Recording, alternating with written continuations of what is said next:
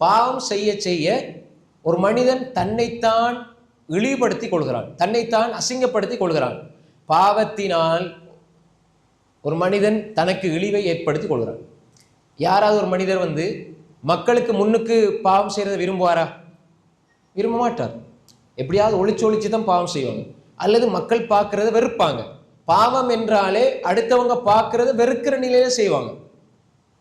யாராவது ஒரு பாவத்தை செய்யும் பொழுது யாரும் பார்த்துடக்கூடாது, அல்லது ஒரு பாவத்தை செய்கிற பொழுது யாரும் வந்துருவாங்களோ, யாரும் பார்த்துருவாங்களோ என்று சொல்லி பயந்துமே செய்வாங்க. அப்ப என்ன அர்த்தம்? பார்த்தா நான் அசிங்கப்படுவேன் என்று அவன் நினைக்கிறான். ஆனால் இவர்களை எல்லாம் விட இந்த மனிதர்களை விட எல்லா மனிதர்களையும் படைத்த ரப்புக்கு முன்னால் அவன் மாறு செய்கிறான். அவன் பார்க்கிற பொழுது மாறு செய்கிறான். சாதாரண மனிதர்களை விட அற்பமாக ரப்பை அவன் கருதி விடுகிறான். பார்க்கக்கூடியவர்களில் மிக இழிவான நிலைக்கு அல்லாஹ் அவன் தள்ளி விடுகிறான். அதனாலதான் பாவம் செய்கிறான். இந்த வாப்பா பார்த்தா அசிங்கமா போயிடும், உம்மா பார்த்தா அசிங்கமா போயிடும், மகன் பார்த்தா மகள் பார்த்தா அசிங்கமா போயிடும் என்று சொல்லி நினைக்கிறவன் என்ற ரப்புக்கு முன்னால நான் மாறு செய்கிறேனே அது அசிங்கமா இருக்குமேன்னு அவன் நினைக்கிறது இல்லை.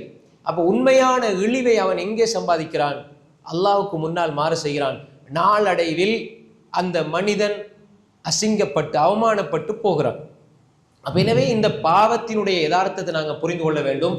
பாவம் ஒரு மனிதனுக்கு இழிவை தரும், அவனது உள்ளத்தை மரணிக்க செய்துவிடும், அல்லாஹ்வை விட்டு தூரமாக்கி விடும். அல்லாஹ் விட்டு தூரமாகினால் அல்லாஹ்வுடைய அன்பை, அல்லாஹ்வுடைய அருளை, அல்லாஹ்வுடைய உதவியை அவனால் பெற்றுக்கொள்ள முடியாது. எனவே அன்புக்குரிய சகோதரர்களே, சகோதரிகளே, தாய்மார்களே, நாம் பாவங்களில் இருந்து எங்களை பாதுகாத்து கொண்டால்தான் எங்களுடைய உள்ளம் ஆரோக்கியமாக இருக்கும், நாங்க கண்ணியமாக வாழ முடியும், அல்லாஹ்வுடைய அன்போடு உதவியோடு வாழ முடியும், நாளை மறுமையில் சுவர்க்கம் அடைய முடியும். எனவே பாவங்களிலிருந்து எங்களை விடுவிக்க வேண்டும்.